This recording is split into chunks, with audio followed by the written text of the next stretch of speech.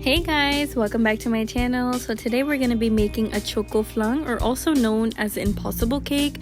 So for our ingredients for the flan mixture, we're going to start off with 1 can of evaporated milk. I'm using the Carnation brand here. Next, we're going to need 1 can of condensed milk, sweetened condensed milk. Next, we're going to be adding 1 cup of sugar. This is going to be used to melt to make our caramel sauce. Then we're going to be needing 4 whole eggs. And lastly, for the flan mixture, we're going to be needing some vanilla extract. I'm going to use about 2 tablespoons. So now, since we're making chocoflan, so for the bottom chocolate cake layer, we're going to be needing 1 cup of all-purpose flour, 1 cup of sugar, 3/4 cup of milk, 1 cup of vegetable oil, 2 whole eggs,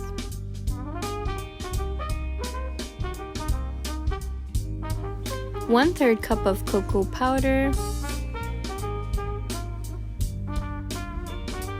1/3 cup of cornstarch,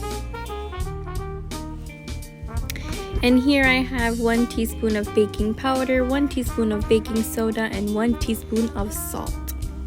So these are all of our ingredients. So our first step, we're going to take a saucepan and we're going to put in our 1 cup of sugar. We're going to then melt the sugar until it forms into a caramel sauce, but make sure that you keep stirring it. Now we're going to create our flan mixture. We're going to grab a mixing bowl, add our eggs. Next, we're going to whisk those eggs good so they can be well incorporated. I'm here using a hand whisk for this process, but you can also use a hand mixer or a stand mixer, whatever is easier for you. So after I whisk the eggs, I'm adding the can of evaporated milk. I'm adding the condensed milk, and whisk the condensed milk until it's well incorporated, because you don't want any chunks or lumps of any of these ingredients. You want the flan mixture to be very well incorporated. Make sure you scrape all the excess condensed milk out of the can, because it does seem to stick and you don't want to waste any ingredients. So now here I'm just whisking until the ingredients are all incorporated. Now I'm going to be using the 2 tablespoons of vanilla extract. I'm going to whisk it all again, and now our flan mixture is all ready. So here I'm just showing you how the caramel looks after heating up. Mid-process, it does start to clump up. So while that finished turned into a caramel sauce, we're going to prep our flan pan. I'm using a bundt cake pan. You can use any round sort of pan that you would like. I'm here buttering the pan so that it won't stick on the bottom, and it'll be easy to remove our flan cake after. You can also use any type of non-stick cooking spray. So after your sugar is melted and turns into a caramel, it should be looking like this. Now we're just gonna pour it and fill the bottom layer of our pan. You can also buy pre-made caramel sauce and just heat it up, but I do prefer to make it homemade myself. So now, once that's evenly covered the bottom layer of our pan, we're now going to pour in our flan mixture that we made earlier. So now, make sure you preheat your oven to 425 degrees. So now we're just going to put our mixture to the side, and we're going to take another rectangular size baking pan, and we're going to fill it up halfway with water. Now this is for the flan to cook. It's a water bath. In Spanish, we call this process baño de María. Now we're going to put that in our preheated oven of 425 for 25 minutes. So while that's baking, we're going to be preparing our chocolate cake mix. So first we're going to add our flour. Make sure you sift it, well sifted, so there will be no lumps or chunks of any dry mix in your cake batter. Next we're going to add our sugar, our cornstarch. Make sure you sift all those items. This is our salt, baking powder, and baking soda. Make sure you sift it well.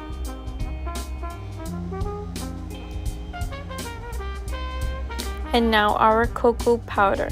So first, I always like this technique of first mixing in our dry ingredients. It just makes the process way more easier, and it makes a better batter consistency.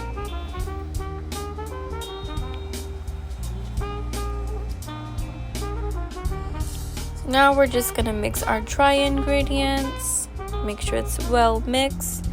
So then we can start adding our wet ingredients,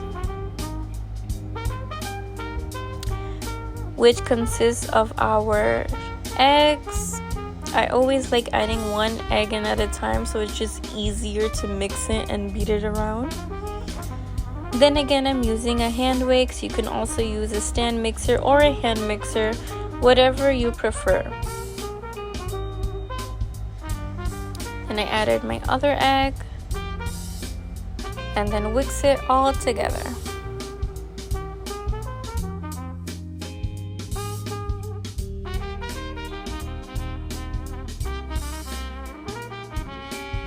Here I'm going to incorporate our vegetable oil. Then again, whisk it all together.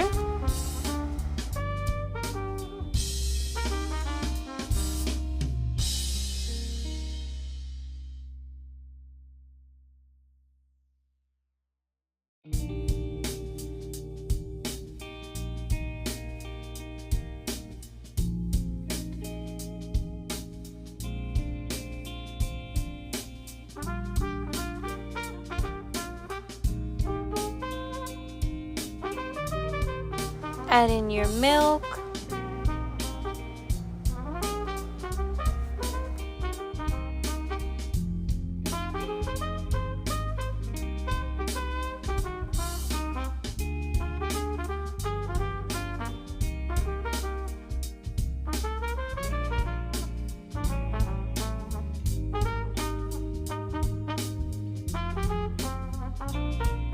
Now at this point, you're going to be noticing the batter consistency coming in. Just make sure you whisk it well so it can be a nice creamy and runny but not too watery batter.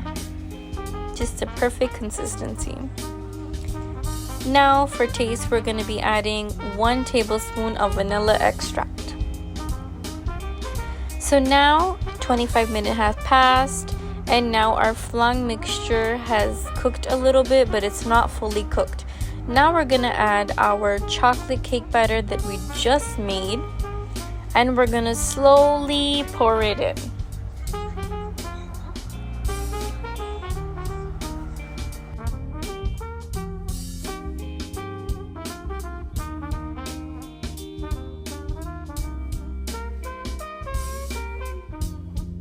Now we're gonna pop the flan into an oven preheated to 350 degrees for about 50 minutes, or until you poke a toothpick in it and it comes out clean, which indicates that the cake is fully cooked. So as you can see here, I poked the cake with a toothpick. It came out clean, which indicates the cake is all fully baked and ready to be served. So I prefer to let the flan chill for about 30 minutes or until it's cooled down. Now I'm here just flipping it over just to make sure that it comes out fully and nice in one spot. You have to be very careful in this process because you do not want your flan to break at all. And ta-da! Here you go. Look at the flan. I already flipped it over. And now just for some fancy garnish, a little extra garnish, I'm just using maraschino cherries and using toothpicks and just putting it on the cake. And there you go, a yummy, creamy choco flan.